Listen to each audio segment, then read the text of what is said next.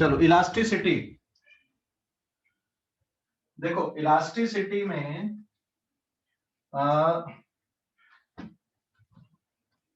जैसे मान लो मेरे पास एक बॉल है, मैं इसको यहाँ पे दबा के छोड़ दे रहा हूं, तो ये अपने शेप को क्या कर ले रही, वापस रिगेन कर ले रही ना।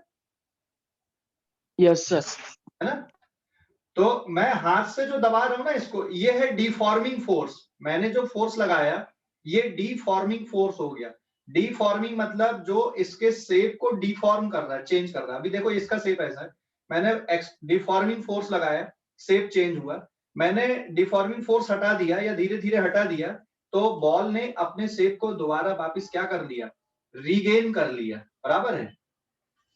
तो किसी भी मटेरियल की वो प्रॉपर्टी जिसमें डिफॉर्मिंग फोर्स हटाने के बाद में वो अगर अपने शेप को वापस दोबारा रीगेन कर लेती है या रीस्टोर कर लेती है, इस प्रॉपर्टी को क्या बोलते हैं हम, इलास्टिसिटी बोलते हैं। तो इलास्टिसिटी का मतलब समझ गए, डिफॉर्मिंग फोर्स हटाने के बाद बॉडी या मटेरियल अपने शेप को दोबारा रीस्टोर कर ले, इस प्रॉपर्टी को हम बोलते हैं इलास्टिसिटी। तो यहाँ पे कुछ छोटे छोटे टर्म्स आने वाले हैं, वो टर्म्स को मैं लिखते जा रहा हूं। यहाँ पे फर्स्ट आएगा डिफॉर्मिंग फोर्स, डिफॉर्मिंग फोर्स, ठीक है, it is denoted by F D. फिर है restoring force, restoring force, it is F R. Deforming force कौन सा फोर्स हो गया, एक्सटर्नल फोर्स हो गया, जो बॉडी के शेप को, ठीक है, या साइज को क्या करे, चेंज करे, डिफॉर्म करे। नाम से समझ में आ रहा है, डिफॉर्मिंग, ठीक है। So deforming force it is the external force which deform the body, ठीक है। रीस्टोरिंग फोर्स ये कौन सा फोर्स है, it is the internal force of body which restore the shape of body, जो बॉडी के शेप को दोबारा रीस्टोर कर ले, वो रीस्टोरिंग फोर्स हो गया। और ये बॉडी के अंदर का फोर्स है, इंटरनल फोर्स है बॉडी का। फिर आते हम अगले पॉइंट पे, तीसरा पॉइंट हम देखेंगे यहाँ पे स्ट्रेस। स्ट्रेस का मतलब होता है restoring force per unit area. ये रीस्टोरिंग फोर्स है, it is restoring force per unit area. तो इसकी यूनिट क्या बन जाएगी, फोर्स की unit newton, newton per metre square, collectively called pascal, इसको पास्कल बोलते हैं अपन, है ना। और डायमेंशनल फार्मूला बन जाएगा इसका, अगर आप डायमेंशनल फार्मूला देखोगे तो फोर्स के लिए m1 L1 T-2 divided by L square, तो डायमेंशनल फार्मूला आएगा m1 L-1 T-2, it is the dimensional formula of stress. Force per unit area, इसको बोला जाता है stress. And then strain,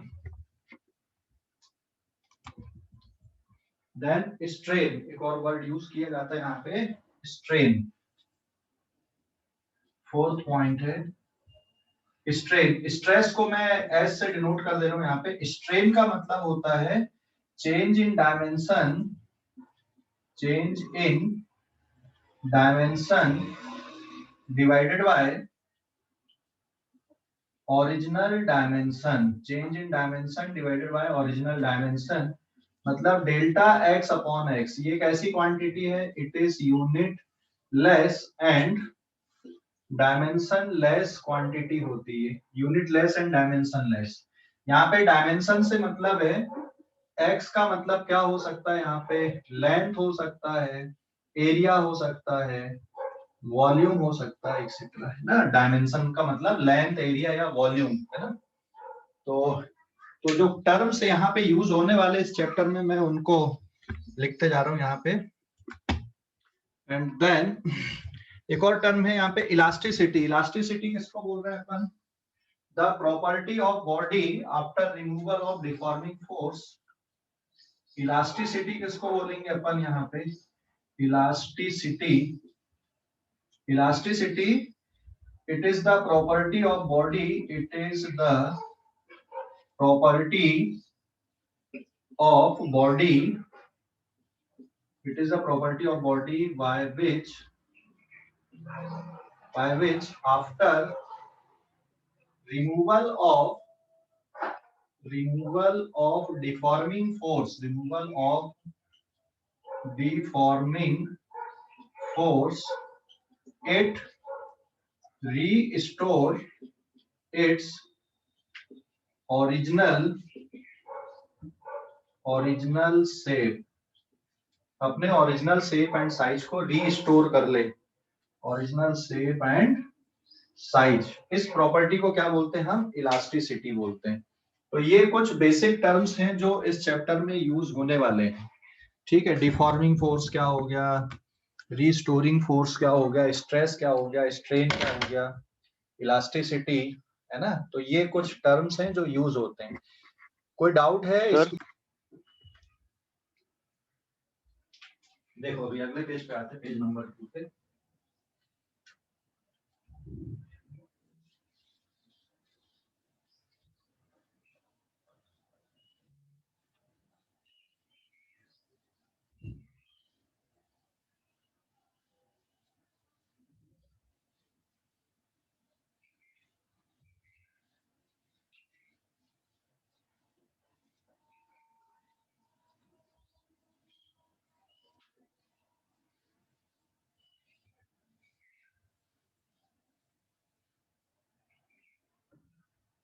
Now this is page number 2। अब actual में जो deformation है या जो स्ट्रेस एंड स्ट्रेन है उसको 3 टाइप से क्लासिफाई किया गया है यहाँ पे इस चैप्टर में।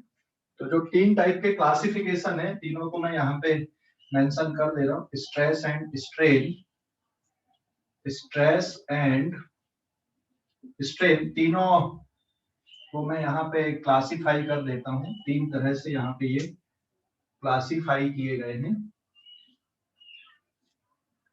एक है लॉन्गिट्यूडिनल और टेंसिल, दूसरा है शियर और टेंजेंशियल, तीसरा होता है वॉल्यूमेट्रिक और कंप्रेसिव।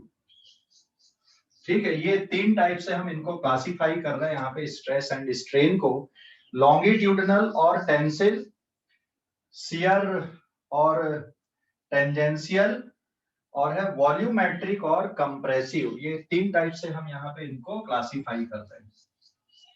और इसी पे आपको जो डिफॉर्मेशन है, डिफॉर्मिंग फोर्स है, वो इसी पे आपको और क्लियरिटी में आ जाएगा, क्लियरली आपको समझ में आ जाएगा। देखो यहाँ पे लॉन्गिट्यूडिनल या टेंसिल का मतलब क्या है। सपोज हमने यहाँ पर ये एक रॉड लिया ऐसी, ये इसका क्रॉस सेक्शन है। ठीक है, एक हमने रॉड लिया, इस रॉड को वर्टिकली हमने लटका दिए, या फिर लॉन्गिट्यूडिनल जैसे नाम से ही समझ में आ रहा है। लॉन्गिट्यूडिनल मतलब अलोंग द लेंथ। देखो लॉन्गिट्यूडिनल वर्ड, लॉन्गिट्यूडिनल मतलब अलोंग द लेंथ होता है। तो अगर मैं यहाँ पे इस पे डिफॉर्मिंग फोर्स ऐसा लगा दूं, दिस इज एफडी, एफडी मतलब डिफॉर्मिंग फोर्स। अभी मैं एफडी का सिंबल हम यहाँ पे इस चैप्टर में यूज करेंगे, मतलब वो डिफॉर्मिंग फोर्स के लिए है ना, ध्यान रखना। तो इसके कारण इस रॉड की जो लेंथ है वो इंक्रीज करेगी, बराबर है, इस रॉड की लेंथ इंक्रीज करेगी और एरिया ऑफ क्रॉस सेक्शन थोड़ा सा डिक्रीज होगा। ठीक है, तो इस रॉड की जो लेंथ है ये मान लो इंक्रीज करके इतनी आ गई, तो this is their original length, ये इसकी ओरिजिनल लेंथ है। और ये जो लेंथ आ गई यहाँ पे, ये चेंज इन लेंथ हो गई, डेल्टा एल। इतनी लेंथ इसकी इंक्रीज हुई, यहाँ पे आपने डिफॉर्मिंग फोर्स इस तरह से लगाया तो लेंथ में इतना इंक्रीमेंट आया डेल्टा एल के बराबर। ठीक है, इस पे जो रीस्टोरिंग फोर्स लग रहा है, रीस्टोरिंग फोर्स मतलब इसके जो इंटरनल फोर्सेस आ रहे हैं वो इस तरह से आएंगे, this is the restoring force. और इस रॉड का जो एरिया ऑफ क्रॉस सेक्शन है वो ये है। तो यहाँ पे फिर आते हम शियर में। शियर को किस तरह से डिफाइन कर रहे हैं हम यहाँ पे, ये मान लो मैंने एक फेस लिया, मतलब एक क्यूबॉइडल स्ट्रक्चर हमने लिया यहाँ पे, और नीचे की जो फेस है इसकी, इसको फिक्स कर दिया है, दिस फेस इज फिक्स्ड, है ना, ये फिक्स्ड फेस हमने लिए यहाँ पे। और इसमें जो डिफॉर्मिंग फोर्स है वो कैसा लगा रहे हैं हम यहाँ पे, इसकी अपर फेस पे डिफॉर्मिंग फोर्स लगा रहे हैं, ये वाली अपर फेस पे ऐसा टेंजेंशियल फोर्स लगा रहे हैं। इसके कारण क्या होगा, इसकी जो फेस है वो यहां से इधर कहीं तक शिफ्ट होके आएगी, ये ऐसा।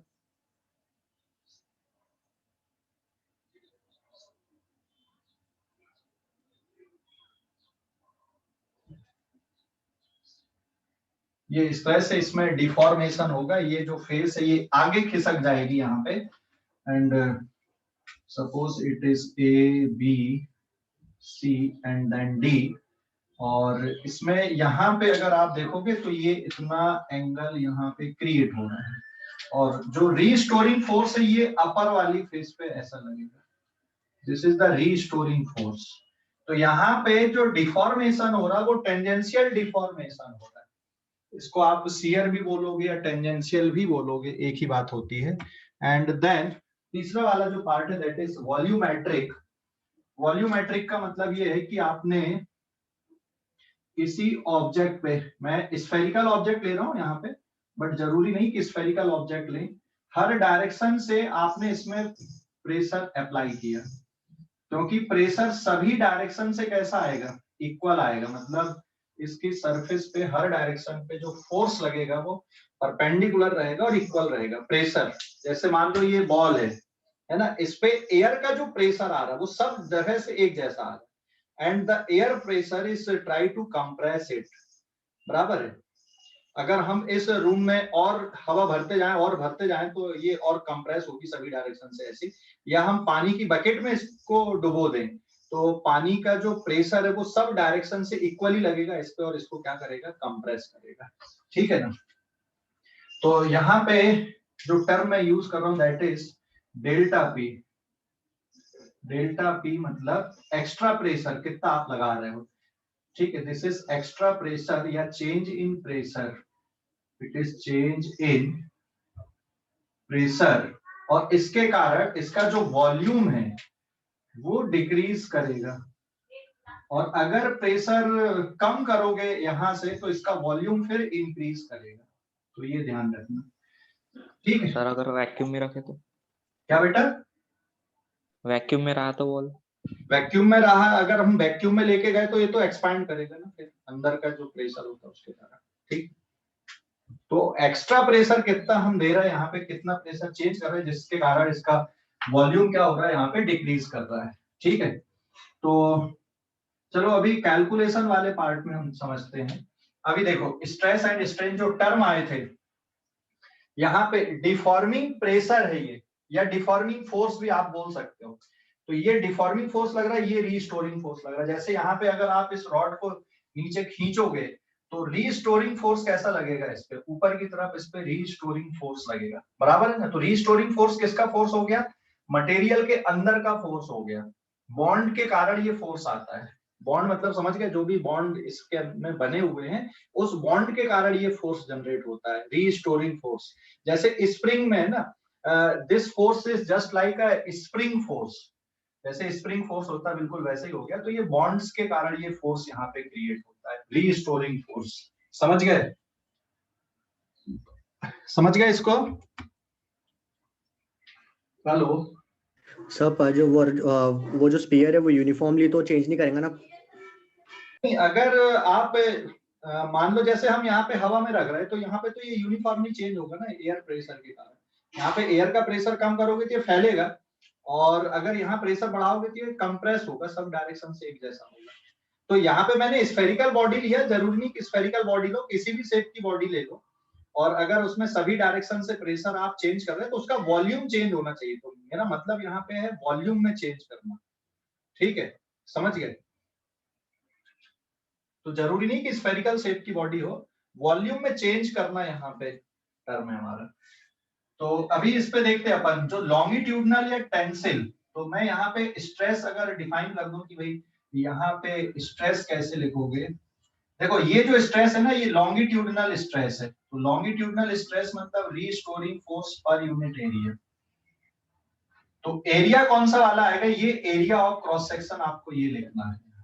तो दिस इज लॉन्गिट्यूडनल के लिए मैंने ऐसे लिख दिया, and this is restoring force per unit area, ठीक है। और इफ अगर मान लो deforming force is equal to restoring force magnitude wise, तो जो स्ट्रेस है this is also written as deforming force per unit area.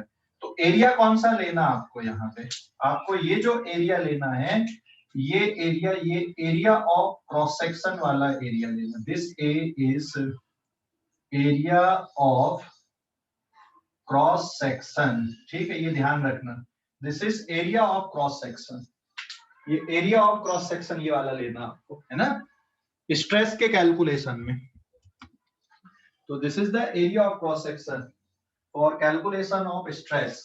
And यहाँ पे जो लॉन्गिट्यूडनल स्ट्रेन आएगी, longitudinal strain is delta L upon L. तो डेल्टा एल मतलब कितना चेंज हुआ लेंथ में, ये डेल्टा एल हो गया, अपॉन ओरिजिनल लेंथ। तो ये होती है लॉन्गिट्यूडनल स्ट्रेन यहाँ पे। और अगर हम इस डिफॉर्मिंग फोर्स को हटा दें तो ये वापस यहाँ पे आ जाएगा, लेकिन ये अगर हमने डिफॉर्मिंग फोर्स बहुत ज्यादा नहीं लगाया तो ये वापस अपने शेप को रीगेन कर लेगा, वहीं पे आ जाएगा, है ना, समझ गया ना। तो ये प्रॉपर्टी क्या हो गई यहाँ पे, इसकी इलास्टिसिटी हो गई। तो मैं जो टर्म्स तो एरिया कौन सा लेना है और बताइए ना। हाँ, एरिया कौन सा वाला लेना है, ये एरिया ऑफ क्रॉस सेक्शन लेना है। This is the area of cross section, ये जहां पे आपने फोर्स लगाया ना, ये क्रॉस सेक्शनल एरिया, ये वाला एरिया लेना। देख डायग्राम में देखा ना क्लियरली, हेलो, समझ गए? Yes sir.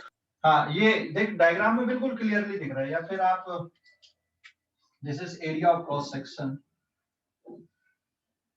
ये वाला एरिया, अभी ठीक है,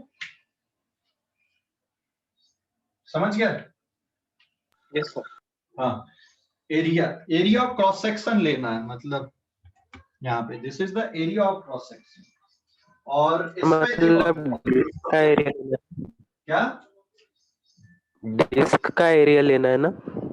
हाँ, ये area of cross section, face का एरिया, मतलब जैसे ये पेन है ना, मैं यहाँ पर से डिफॉर्मिंग फोर्स अगर लगा रहा हूँ तो ये क्रॉस सेक्शनल एरिया ये वाला लेना आपको, समझ गए? ये समझ गया? हाँ सर। हाँ।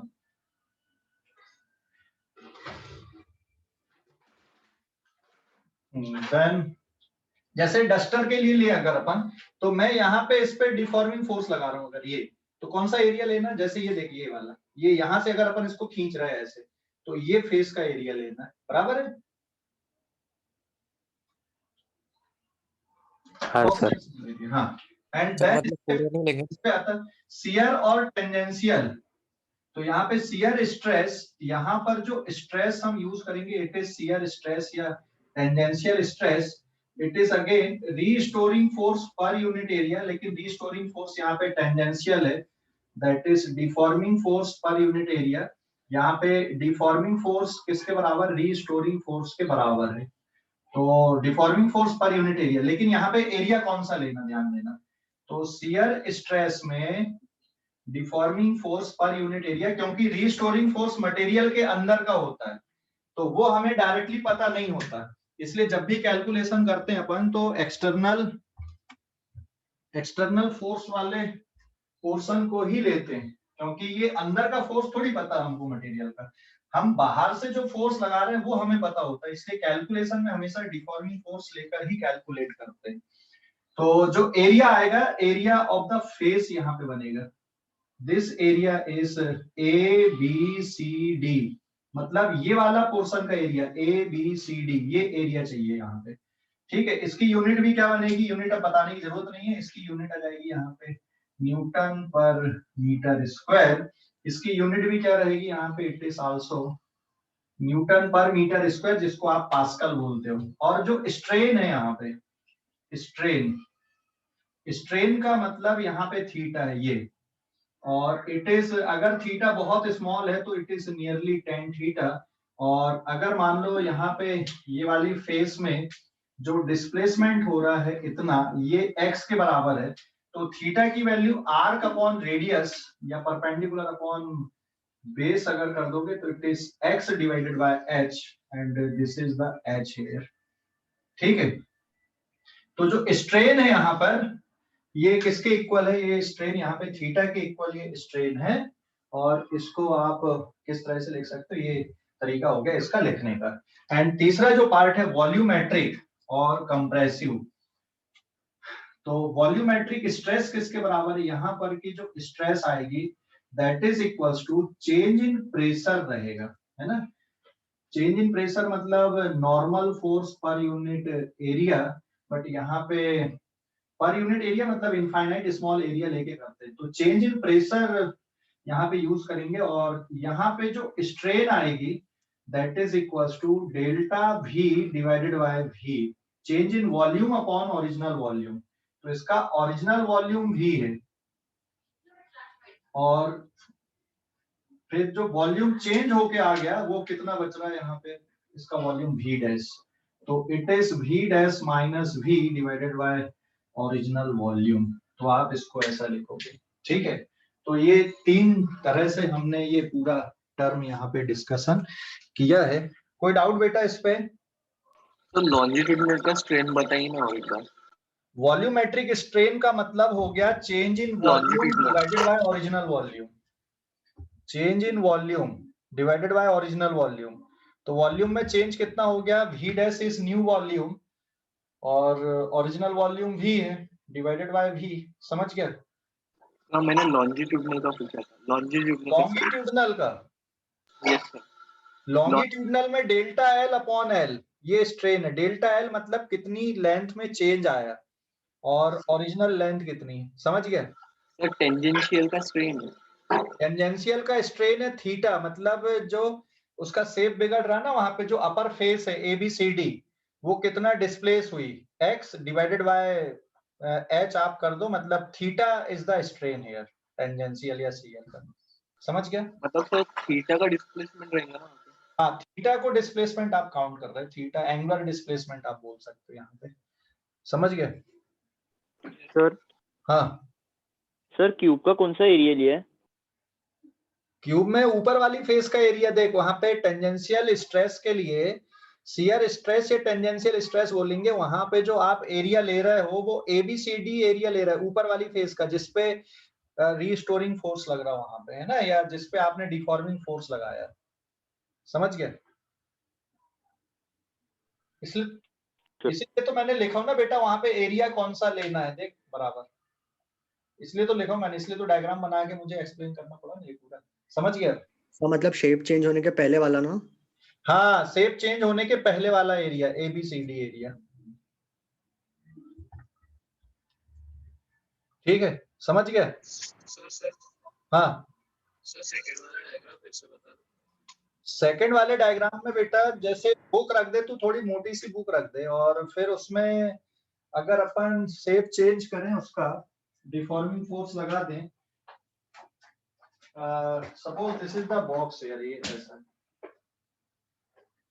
ये जैसे ये बॉक्स है ना ऐसा, समझ गया? अब यहाँ पे फोर्स लगा रहे हो तुम, ये वाली फेस पे, अपर फेस को अगर तुम धकेल रहे हो, तो उससे उसमें जो स्ट्रेन क्रिएट हो रही है वो हम देख रहे हैं वहां पे।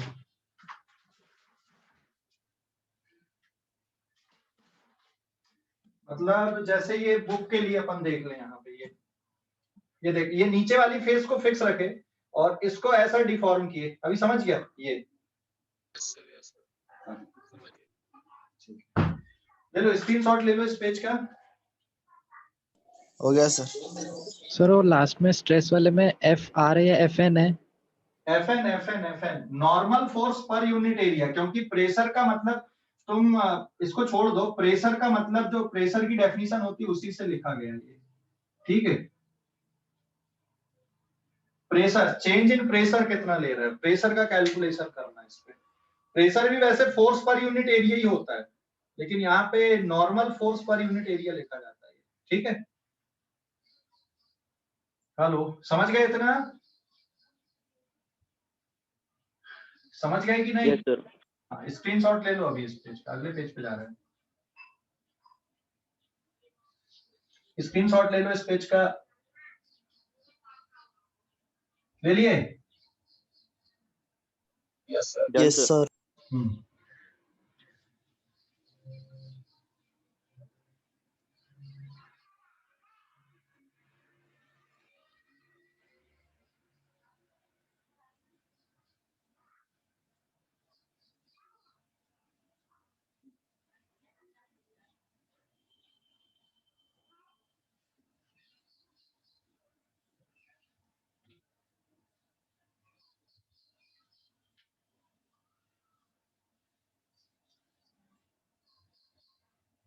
Now this is page number 3. Page number 3 पे ये है कि नेक्स्ट है फिर हुक्स लॉ ऑफ इस पे, हाँ, हुक्स लॉ। देखो हुक्स लॉ बहुत आसान है, बहुत ही सिंपल है ये। क्या है ये हुक्स लॉ? इस पे लिख रहा हूं मैं, under elastic limit, under elastic limit stress is proportional to strain. Stress is proportional to strain. Under elastic limit, stress is proportional to strain. यही है हुक्स लॉ बेटा। This is the Hooke's law under elastic limit. Elastic limit का मतलब समझ गए? जैसे मान लो ये डस्टर को मैं खूब खींचते जाऊं, एक लिमिट तक थोड़ा बहुत खींचेगा फिर टूट जाएगा, तो अंडर इलास्टिक लिमिट है ना, stress is directly proportional to strain. मतलब अगर हम यहाँ पे प्रोपोर्शनलिटी का साइन अगर हटाएंगे तो एक कांस्टेंट लगा देंगे, E into strain.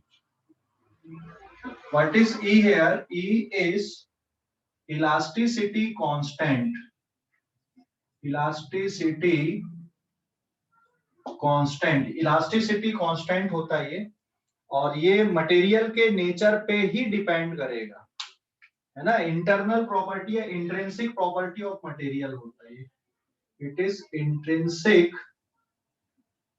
Property of material. ये बिल्कुल वैसा ही है जैसे तुमने रेजिस्टेंस पढ़ा था ना 9-10 क्लास में। रेजिस्टेंस में रेसिस्टिविटी एक टर्म आता है, आता है कि नहीं? Resistivity, hello, resistivity. तो ये इलास्टिसिटी बिल्कुल वैसे ही समझ लो जैसा रेसिस्टिविटी का काम है। रेसिस्टिविटी का काम आपका करंट इलेक्ट्रिसिटी पे है, यहाँ पे इलास्टिसिटी का काम आपको, इलास्टिसिटी में वही काम किसका आता है यहाँ पे? इलास्टिसिटी कांस्टेंट का आता है। तो अब elasticity constant E is equals to किसके बराबर हो गया? ये स्ट्रेस डिवाइडेड बाय स्ट्रेन का रेशियो। एंड इसकी यूनिट क्या बनेगी? It is newton per metre square divided by strain की कोई यूनिट नहीं है, तो it is newton per metre square, it is collectively called pascal. और डायमेंशनल फार्मूला भी यही आ जाएगा, m1 L1 T-2 upon L square. It is m1 L-1 T-2 is their dimensional formula। जैसा स्ट्रेस का डायमेंशनल फार्मूला बिल्कुल वैसे ही इसका भी डायमेंशनल फार्मूला आ गया इलास्टिसिटी कांस्टेंट का। अब इलास्टिसिटी कांस्टेंट भी 3 टाइप से क्लासिफाइड है, 3 टाइप से ये भी क्लासिफाइड है। एक को आप बोलोगे E इक्वल्स टू Y, इसका मतलब होता है यंग्स मॉडुलस, यंग्स मॉडुलस। फिर E इक्वल्स टू एक होता है नीटा, that is called modulus of rigidity, that is called modulus of rigidity. Modulus of rigidity, modulus of rigidity, हाँ, या फिर शियर मॉडुलस भी बोल सकते हो। और तीसरा होता है elasticity constant B, that is called bulk modulus, bulk modulus.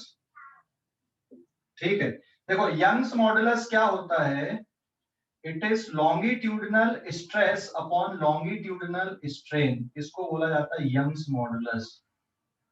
तो it is longitudinal stress divided by longitudinal strain, ये होता है Young's modulus. And modulus of rigidity क्या होता है, shear stress divided by shear strain. और बल्क मॉडुलस का मतलब होता है volumetric stress upon volumetric strain, volumetric stress divided bye volumetric strain. तो ये जो इलास्टिसिटी कांस्टेंट है ये भी 3 टाइप के हैं यहाँ पे। एक ही मटेरियल में तीनों टाइप के इलास्टिसिटी कांस्टेंट होते हैं, लेकिन तीनों की वैल्यू सेम नहीं होती, अलग अलग होती है। और इसका इंपॉर्टेंस क्या है, किसी मटेरियल के लिए अगर E ज्यादा होगा इसका मतलब वो मटेरियल उतना ज्यादा इलास्टिक होगा। तो इसका सिग्निफिकेंस ये है कि if E is large then material is more elastic, material उतना ज्यादा इलास्टिक होगा। ठीक है, E की वैल्यू जितनी ज्यादा लार्ज होगी मटेरियल उतना ज्यादा इलास्टिक होगा। एक क्वेश्चन ले रहा हूं मैं यहाँ पे, which is more elastic, which is more elastic, steel और रबर, स्टील और रबर, कौन ज्यादा इलास्टिक होता है, स्टील ज्यादा इलास्टिक होती है कि रबर ज्यादा इलास्टिक होती है? सर रबर, कौन ज्यादा इलास्टिक होता है, स्टील या रबर? रबर, नहीं, गलत, स्टील ज्यादा इलास्टिक होती है। देख यहाँ पे इसको ऐसे समझ ले, यहाँ पे मान ले मैंने एक स्टील रॉड लिया और एक रबर की रॉड लिया मैंने, यहाँ पे दोनों में इक्वल फोर्स लगा दो, इक्वल डिफॉर्मिंग फोर्स, आइडेंटिकल। एक स्टील है और एक ये रबर की रॉड है।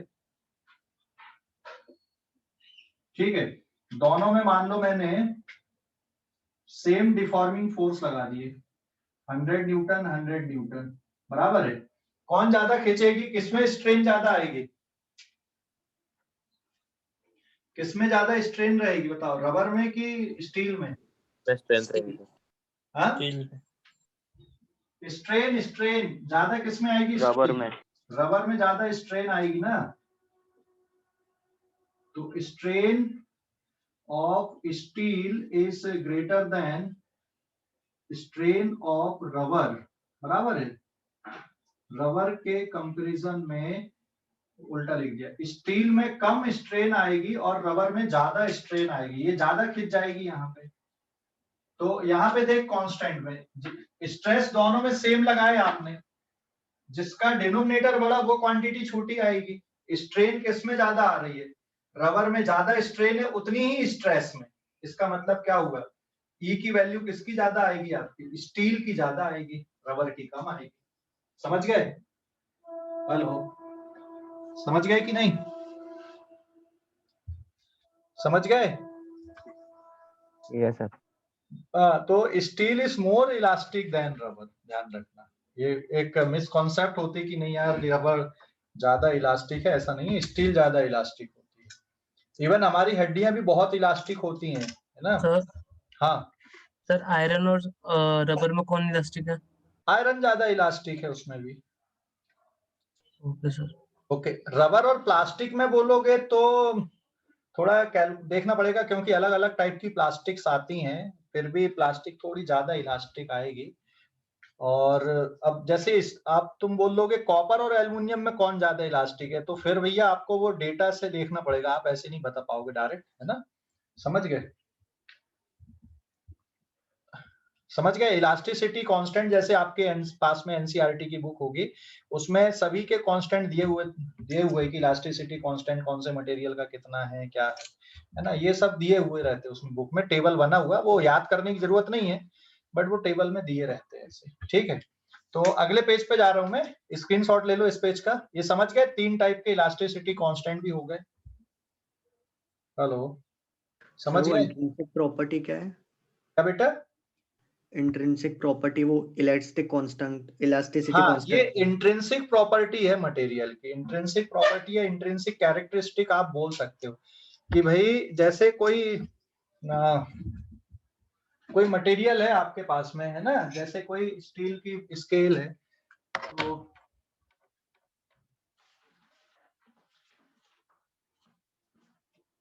कोई भी मटेरियल, मतलब ऐसा नहीं कि स्टील ही अकेला हो, एनी मटेरियल,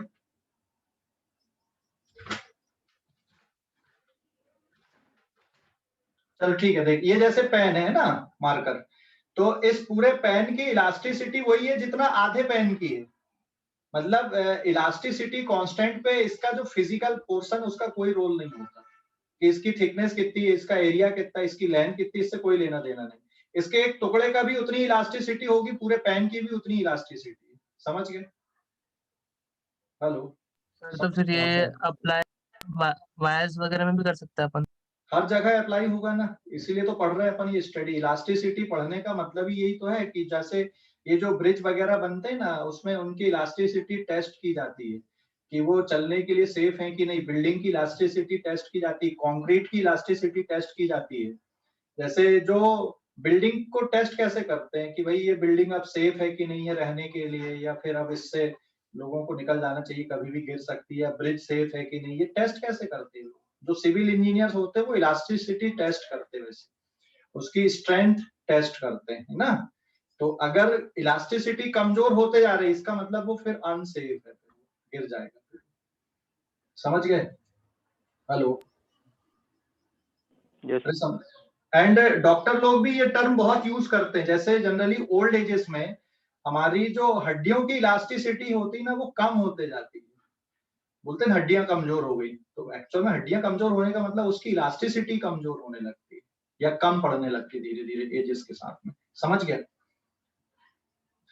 कंक्रीट की, मटेरियल की, इनकी इलास्टिसिटी धीरे धीरे क्या होने लगती है? कम होने लगती है। समझ गए अभी? Hello, yes sir. अगले पेज पे जा रहा हूँ, स्क्रीन शॉट लो इस पेज का, अगले पेज पे जाते हैं। सर हाँ सर, बट हम रबर बॉल और स्टील बॉल को गिराएंगे तो रबर बॉल ज्यादा बाउंस करेगी ना? वो एक्चुअल में रबर इज द इलास्टोमर है ना, वो इलास्टोमर होता है, वो एकदम आप उसको इलास्टिक नहीं बोलोगे, बट हाँ इलास्टोमर होता है वो रबर। जैसे हम रबर बॉल और स्टील बॉल को गिराएंगे, नो डाउट रबर बॉल थोड़ा ज्यादा आएगी, एक्चुअल में रबर बॉल ज्यादा डिफॉर्म ज्यादा होगी ना, दबेगी, तो उसमें जो एनर्जी का पोर्शन आ रहा है वो थोड़ा ज्यादा आता है। समझ गए? बाउंस होने में तो फिर उससे तो रबर बॉल ज्यादा इलास्टिक होगी ना? नहीं नहीं नहीं, ऐसा नहीं है। Rubber is not the rubber, बेटा अलग टाइप का मटेरियल है, that is called elastomer.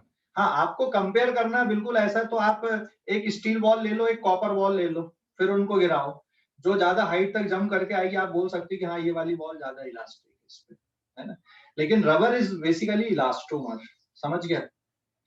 Hello, elastomer मतलब? इलास्टोमर एक अलग टर्म है, इलास्टोमर और सिमिलर टू इलास्टिसिटी, बट उसके बिहेवियर थोड़े ज्यादा अलग होते हैं बस, है ना। समझ गए? हेलो, सर एक आइडिया दे दो ना सर, क्या क्या? इलास्टोमर का एक आइडिया दे दो ना सर, बेसिक से।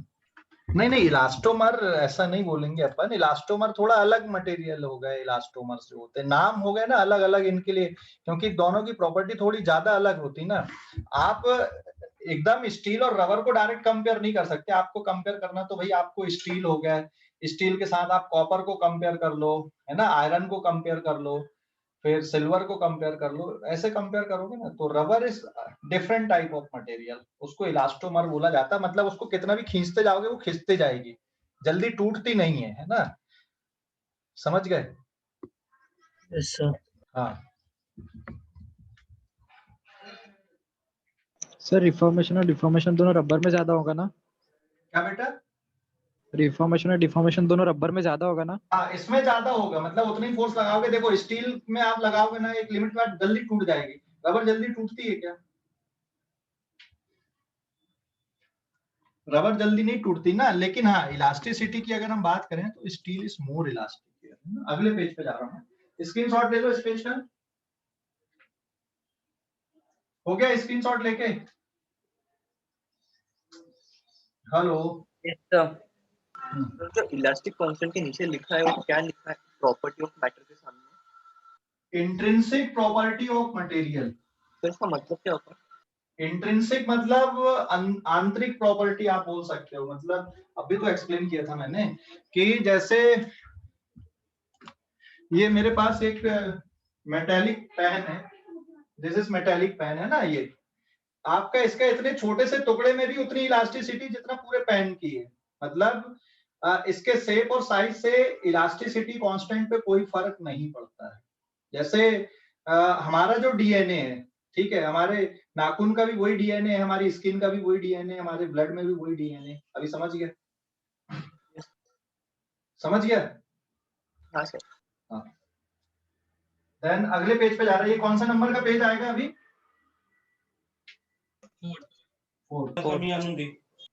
फोर्थ आएगा। Okay sir deforming force, restoring force और इलास्टिक कांस्टेंट का क्या रिलेशन आएगा? अभी पढ़ रहे हैं ना अपन, उसी में तो आ रहा है रिलेशन।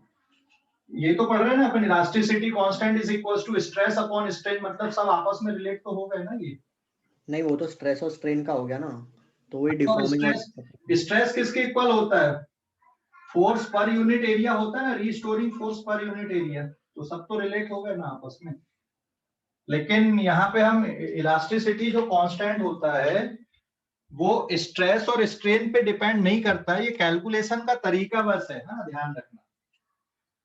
कैलकुलेशन का तरीका बस है, ये इस पे डिपेंड नहीं करता है कि आपने कितना स्ट्रेस लगाया, कितनी स्ट्रेन है। जैसे देखो यहाँ पे एक क्वेश्चन लेके अपन करते हैं।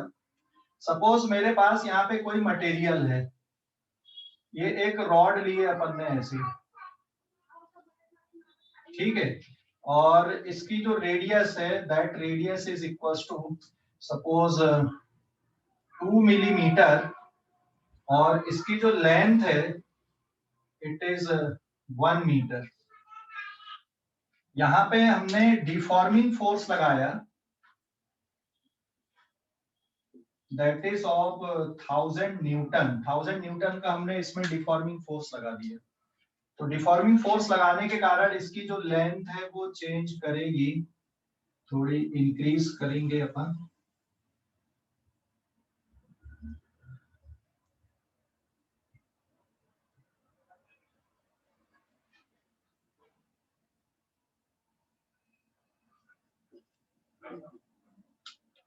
इसकी लेंथ में जो चेंज आया डेल्टा एल, ये सपोज है 4 मिलीमीटर का या फिर 5 मिलीमीटर, ठीक है। लेंथ कितनी चेंज होगी? 5 मिलीमीटर। डिफॉर्मिंग फोर्स कितने का लगाया तुमने?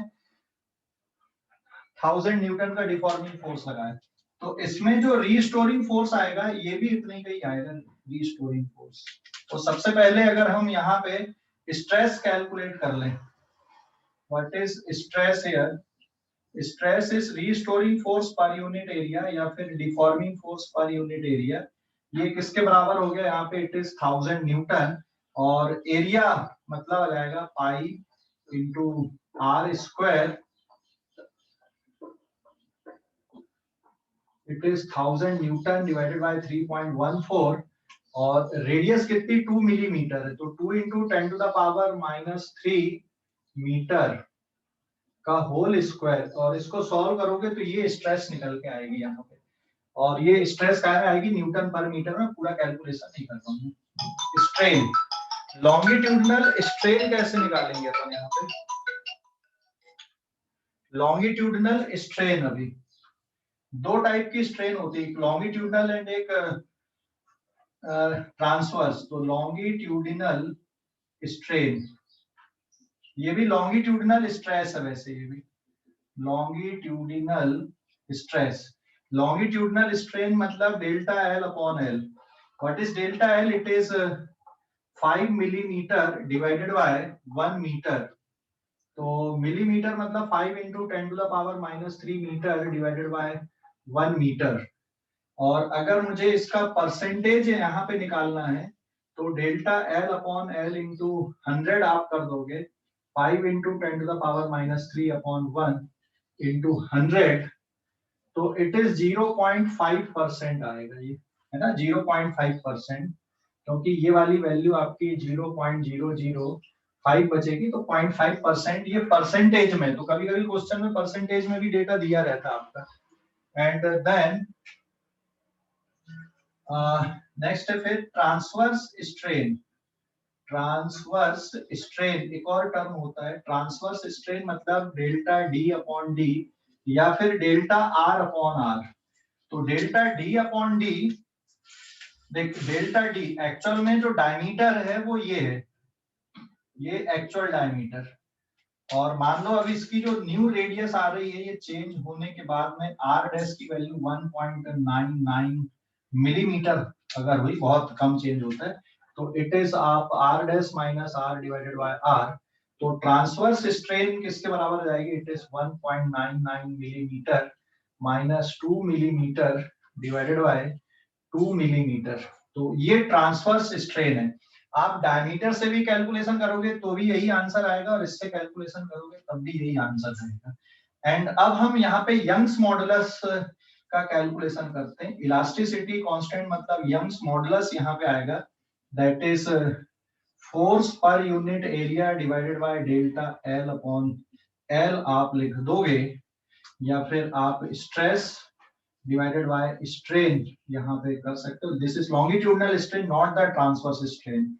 तो यहाँ पे जो स्ट्रेस है it is 1000 newton divided by 3.14 into 2 into 10 to the power -3 का होल स्क्वायर, ये मीटर स्क्वायर आ जाएगा, डिवाइडेड बाय जो स्ट्रेन है, आपको ये वाली स्ट्रेन यहाँ पे यूज करना है, that is equals to 5 into 10 to the power -3 metre divided by 1 metre.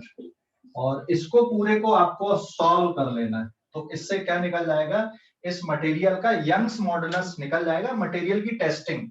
लेकिन ध्यान रखना जो इलास्टिसिटी कांस्टेंट होता है, very important note here, very important note here, elasticity constant मतलब यंग्स मॉडुलस, चाहे मॉडुलस ऑफ रिजिडिटी हो चाहे बल्क मॉडुलस हो, आर या does not depend on stress and strain. Stress and strain, stress और strain पे ये डिपेंड नहीं करते, डज नॉट डिपेंड। भले फार्मूले पे देख रहा है कि भाई ये स्ट्रेस अपॉन स्ट्रेन है, लेकिन बेटा ये स्ट्रेस और स्ट्रेन पे डिपेंड नहीं करते। जैसे इस पेन की जो इलास्टिसिटी है, भाई आप इसमें स्ट्रेस लगाओ या ना लगाओ, इसमें इलास्टिसिटी है। जैसे इस फुटबॉल में है ना, या बॉल में, आप इसमें फोर्स लगाओ या ना लगाओ, इसमें इलास्टिसिटी है। हमारी हड्डियों में, हमारी स्किन पे, ठीक है, आप स्ट्रेस लगाओ या ना लगाओ, उसमें स्ट्रेन प्रोड्यूस हो या ना हो, उसमें इलास्टिसिटी होती है, इसलिए तो हम उसको इंट्रिंसिक प्रॉपर्टी बोल रहे हैं। लेकिन कैलकुलेट कैसे करोगे कि भाई कितनी इलास्टिसिटी है? तो कितनी इलास्टिसिटी है उसके कैलकुलेशन के लिए ये इनडायरेक्ट मेथड होती है कि भाई आप उसमें कोई डिफॉर्मिंग फोर्स लगाओ, उससे आप स्ट्रेस कैलकुलेट करो, कितनी स्ट्रेन आई वो निकालो, और उसका रेशियो आप निकालोगे, तो वो इलास्टिसिटी कांस्टेंट की, ठीक है। लेकिन स्ट्रेस और स्ट्रेन पे ये जो इलास्टिसिटी कांस्टेंट है ये डिपेंड नहीं करता है, ठीक है, ध्यान रखना, ये डिपेंड नहीं करता है। हाँ, स्क्रीनशॉट लो इस पेज का जल्दी से। समझ गए कि नहीं कैलकुलेशन? तो इसके कैलकुलेशन थोड़े ऐसे है ना कि ये बहुत न्यूमेरिकल टाइप के दिख रहे हैं आपको। ऐसे न्यूमेरिकल मतलब ऐसे एक न्यूमेरिक डेटा जिसमें पावर आवर बहुत सारी आ रही हैं। तो आपको याद होगा अपन ने शुरुआत में किए हुए थे इस तरह के कैलकुलेशन। मैं जब बेसिक मैथ्स पढ़ा रहा था तो उस टाइम पे मैंने बहुत सिखाया था इसकी प्रैक्टिस। तो अब फिर से दोबारा करना पड़ेगा इस तरह के क्वेश्चंस की प्रैक्टिस आपको, है ना। स्क्रीनशॉट ले लो इस पेज का जल्दी से। सर एक बार ट्रांसफर का डेफिनेशन रीड करिए ना। ट्रांसवर्स स्ट्रेन का मतलब हो गया बेटा कि change in diameter upon original diameter, या change in radius divided by original radius. देखना न्यूमेरिकल डेटा रख के तो मैंने सॉल्व किया ही है, समझ गया। हाँ सर। और यंग्स मॉडुलस के कैलकुलेशन में longitudinal stress upon longitudinal strain आएगी, ट्रांसवर्स स्ट्रेन यूज नहीं करना। हाँ, लॉन्गिट्यूडिनल और ट्रांसवर्स रिलेट होते एक नए टर्म से, वो मैं आगे बताऊंगा अभी नहीं। ठीक है, स्क्रीनशॉट लो इस पेज पर। समझ गए कैलकुलेशन कैसे करना है? कैलकुलेशन समझ गए कि नहीं? हेलो सर हाँ सर बल्क मॉडुलस कभी नेगेटिव नहीं हो सकता है क्या? हाँ बेटा, बल्क मॉडुलस नेगेटिव नहीं होता। आ रहा हूँ मैं अभी उसी पे आ रहा हूँ। अभी 2 क्वेश्चन और छोटे छोटे हैं, फटाफट कैलकुलेशन होगा। जल्दी से ले लो स्क्रीनशॉट इस पेज का, जल्दी से लो।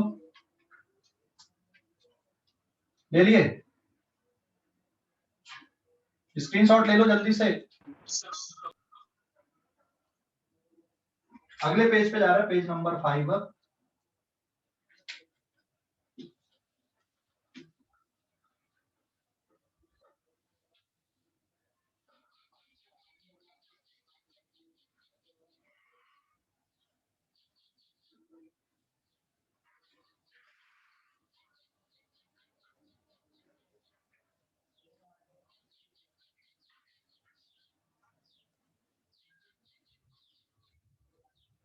देखो यहाँ पे अभी 2 कैलकुलेशन और करते हैं अपन, एक मॉडुलस ऑफ रिजिडिटी के लिए और एक वॉल्यूमेट्रिक के लिए। एक और एग्जांपल लिए,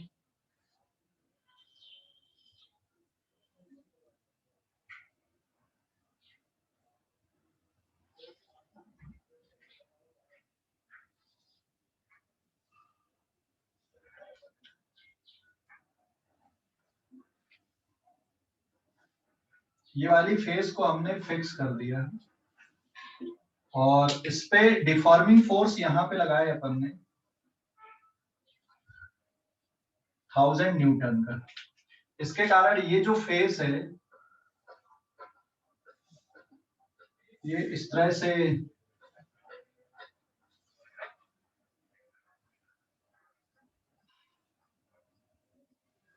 आगे शिफ्ट हुई और ये एंगल थीटा है और ये जो डिस्प्लेसमेंट आ रहा है इसमें एक्स, सपोज ये है यहाँ पे,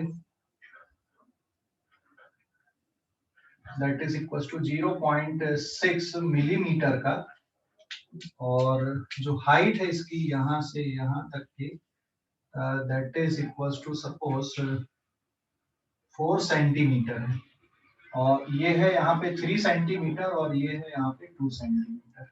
ठीक है, मतलब ये वाली जो साइड है ये 2 सेंटीमीटर और ये वाली जो साइड है यहाँ पे ये 3 सेंटीमीटर की है। तो अब सब यहाँ पे अगर हमें टेंजेंशियल स्ट्रेस चाहिए तो एरिया कौन सा वाला चाहिए होता, हमको ये वाला फेस का एरिया चाहिए। This area is equal to 2 centimetre into कितना आएगा ये, इंटू 3 सेंटीमीटर। तो सबसे पहले यहाँ पे शियर स्ट्रेन अगर अपन निकालें, shear strain it is equal to theta and that is equal to x divided by h, 0.6 millimetre divided by 4 centimetre. तो सॉल्व करने पे ये हो जाएगा 0.6 अपॉन 40, ये भी मिलीमीटर में और ये भी अब मिलीमीटर में, मिलीमीटर कट गया, 6 अपॉन 400 है ना। और शियर स्ट्रेस कैसे निकालोगे यहाँ पे, now shear stress is equals to deforming force per unit area, it is 1000 newton. तो आपको ये वाली फेस का एरिया चाहिए, it is 2 centimetre into 3 centimetre. तो ये सेंटीमीटर को भी कन्वर्ट कर लेना और मॉडुलस ऑफ रिजिडिटी आ जाएगा आपका फिर shear stress divided by theta. मतलब ये वैल्यूज बस आपको पुट करना है यहाँ पे। तो it is 1000 newton divided by 2 centimetre into 3 centimetre into theta की वैल्यू 6 डिवाइडेड बाय 400। ठीक है, इसको सॉल्व कर लोगे तो ये मॉडुलस ऑफ रिजिडिटी कैलकुलेट होके मिल जाएगी। एंड अगला क्वेश्चन ये है कि मान लो यहाँ पे आपने किसी स्फेरिकल बॉल पे प्रेशर अप्लाई किया, ये इस तरह से प्रेशर आपने लगाया, और प्रेशर आपने कितना चेंज किए, it is changes by 20 pascal. और अभी इसका जो वॉल्यूम है, इनिशियल वॉल्यूम इसका ये 1 मीटर क्यूब का है। और जब आपने इसको कंप्रेस किया तो जो नया वॉल्यूम आ गया V dash, that is equal to 0.9 metre cube, इतना कम हो गया। तो ठीक है, 0.9 मीटर क्यूब आ गया इसका वॉल्यूम।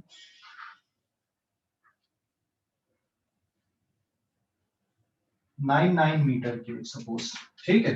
तो बल्क मॉडुलस कैसे निकालोगे यहाँ पे? तो प्रेशर तो पता ही यहाँ पे, तो वॉल्यूम स्ट्रेन किसके बराबर हो जाएगी? Volume strain is equal to delta V upon V। तो इट इज 0.99 metre cube minus 1 metre cube upon 1 metre cube. तो सॉल्व करने पे माइनस 0.01 मीटर क्यूब, है ना।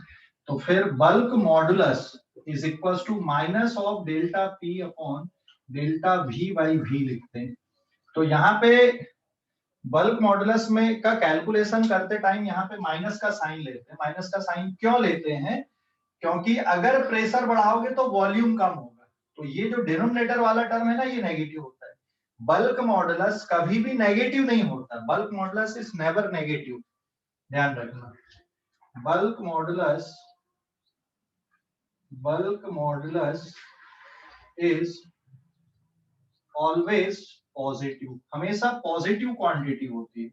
या तो फिर मॉड ले लो आप कैलकुलेशन करते टाइम, तो कभी नेगेटिव निकल के आएगा ही नहीं तो फिर ऐसा ले लो। तो कैलकुलेशन जब आप करोगे तो minus of delta P it is 20 pascal divided by minus 0.01 metre cube, ठीक है। तो ये सॉरी, ये इसकी कोई यूनिट नहीं आएगी, फिर यूनिट खत्म हो जाएगी, मीटर क्यूब से मीटर क्यूब कैंसिल हो जाएगा।